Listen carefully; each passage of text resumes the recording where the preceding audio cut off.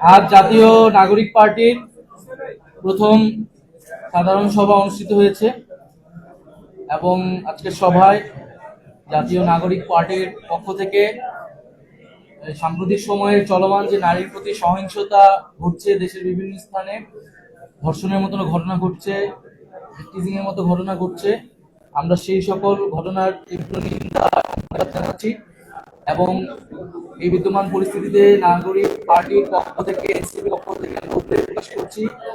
অন্তর্বর্তী সরকারের প্রতি আমরা আহ্বান জানাচ্ছি অন্তর্বর্তীকালীন সরকারের প্রতি আহ্বান জানাচ্ছি জনপরিসরে নারী নিরাপত্তা নিশ্চিত করা হয়, সেই জন্য সরকার যাতে কঠোর অবস্থান গ্রহণ করে নারী নিপীড়নকারীদের যাতে দ্রুত সময়ের মধ্যে যথাযথ বিচারের আওতায় আনা হয়।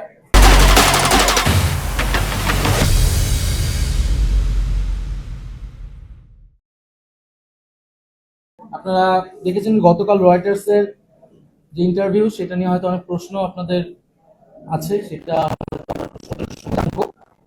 সেখানে কিছু মিসকোট হয়েছে বা ভুল, সমাজের যারা সচ্ছল মানুষ, আমাদের যারা সচ্ছল সদস্য এবং শুভাকাঙ্ক্ষীরা রয়েছে, তারা মূলত আমাদেরকে সহযোগিতা করে। আমরা ক্রাউড ফান্ডিং এর দিকে যাচ্ছি, অফলাইন কেন্দ্রিক এই ক্রাউড ফান্ডিং এর মাধ্যমে আমরা আমাদের কার্যালয় স্থাপন সহ আমরা ইলেকশন যে ফান্ড সেটা রেজ করব। সেটার একটা ভুল অনুবাদ দেশের বিভিন্ন গণমাধ্যমে আসলে এসেছে, সেটা সংশোধনের জন্য আমার অনুরোধ থাকবে। দ্বিতীয়ত, বর্তমান পরিস্থিতি সম্পর্কে আমি বলেছি যে এবছর নির্বাচন করা সম্ভব নয়, আমি ঠিক এইভাবে কথাটা বলি নাই। আমি বলেছিলাম যে এখন দেশের যে আইন শৃঙ্খলার পরিস্থিতি, সেই পরিস্থিতিটা পুলিশ যেরকম নাজুক অবস্থায় আছে, এইরকম নাজুক অবস্থায় নির্বাচন করাটা অনেক বেশি কঠিন হবে। অভিজ্ঞতা দীর্ঘদিনের নেই, সক্ষমতা পরীক্ষা হয় না দীর্ঘদিন ধরে।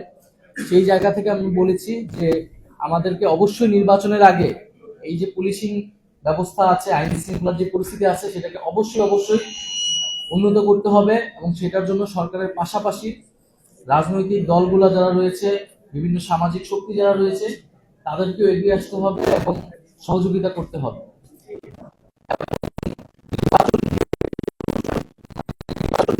নাগরিক পার্টি তার মানসিকতা এবং প্রস্তুতি রয়েছে এবং আমরা নির্বাচন সামনে বলেছি যে আমরা আমাদের জায়গা থেকে গণপরিষদ নির্বাচন দেখতে চাই জাতীয় সংসদের পাশাপাশি। তো সেটার আগে নির্বাচন কেবলমাত্র নির্বাচনী জাতীয় নাগরিক পার্টি বা এনসিপির এই মুহূর্তের একমাত্র দাবি নয়। আমরা গণপরিষদ বা জাতীয় নির্বাচনের কথা বলছি, কিন্তু তার আগে আমরা দৃশ্যমান বিচার কার্যক্রম দেখতে চাই এবং যে ঐক্যমত্য সংস্কারের জুলাই সনদ, যেটাতে সবার স্বাক্ষর হওয়ার কথা, জনগণ দেখতে পাবে কোন রাজনৈতিক দল জনগণের রাষ্ট্রের সংস্কারের পক্ষে আছে বিপক্ষে আছে, সেই জুলাই সনদটা আমরা নির্বাচনের আগে কার্যকর হিসেবে দেখতে চাই। যে জুলাই ঘোষণাপত্রর কথা উঠেছিল ছাত্রদের পক্ষ থেকে, সেটি আমরা বাস্তবায়ন দেখতে চাই দ্রুত সময়ের মধ্যে।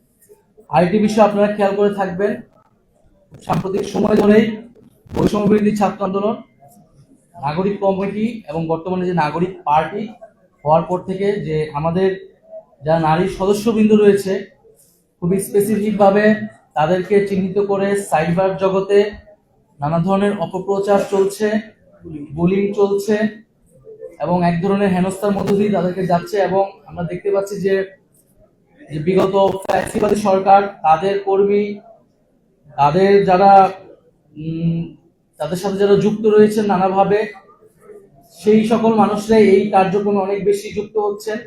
নারীদেরকে টার্গেট করা হচ্ছে পলিটিক্যাল স্পেয়ারে, যাতে নারীরা রাজনৈতিক কাজে, দেশ গঠনের কাজে যুক্ত হতে না পারে, নিরুৎসাহিত করার জন্য, এবং তাদেরকে একটা মেন্টাল ট্রমার মধ্যে দিয়ে তাদেরকে নিয়ে যাওয়ার চেষ্টা করা হচ্ছে।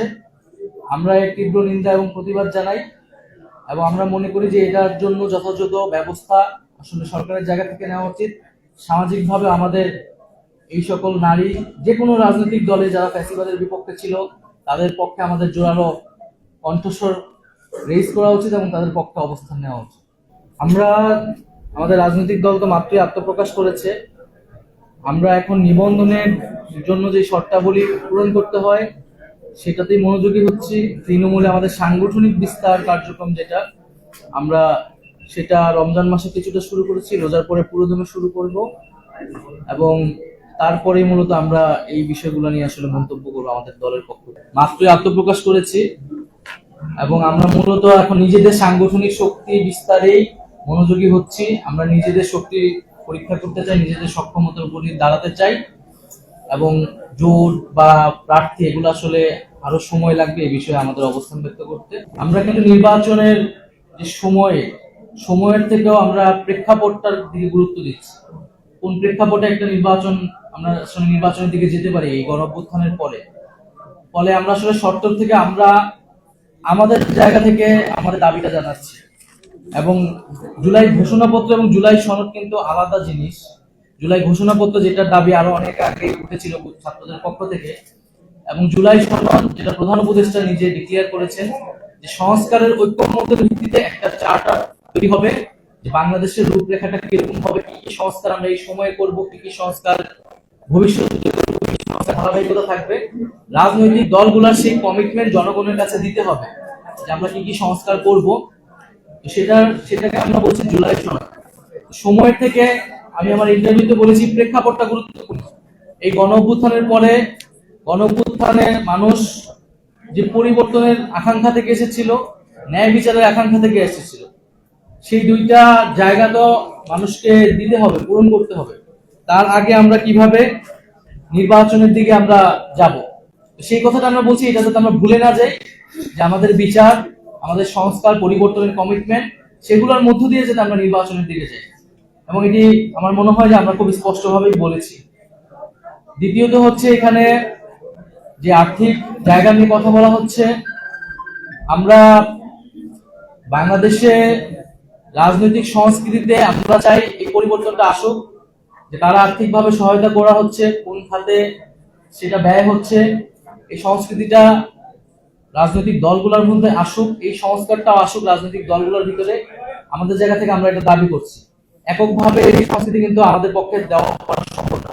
আমাদেরকে তারা সহযোগিতা করতেছে আর্থিকভাবে, আমরা যদি তাদের নাম প্রকাশ করি তাদের কোনো ধরনের ক্ষতি শিকার হবে না, সেই নিশ্চয়তা তো সরকার থেকে দিতে হবে। আসলে সেই কালচার তো আসলে বাংলাদেশে এখন তৈরি করা যায় না, কিন্তু আমরা চাই সেই কালচারটা হোক এবং সকল রাজনৈতিক দলই সেই সংস্কৃতি গ্রহণ করবে।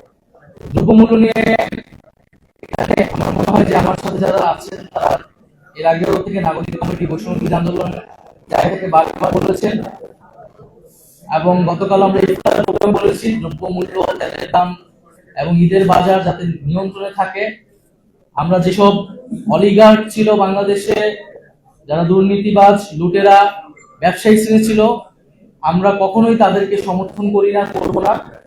এবং আমরা মূলত যারা দেশপ্রেমিক, যারা দেশকে নতুন ভাবে গড়তে চায়, ছাত্রদের এই যে নতুন উদ্যোগকে সমর্থন করছে, যে সৎ মানুষরা রয়েছে সকল সমাজে, তাদের থেকে আমরা সহযোগিতা চাচ্ছি। সাধারণ মানুষের কাছ থেকে আমরা সহযোগিতা চাবো।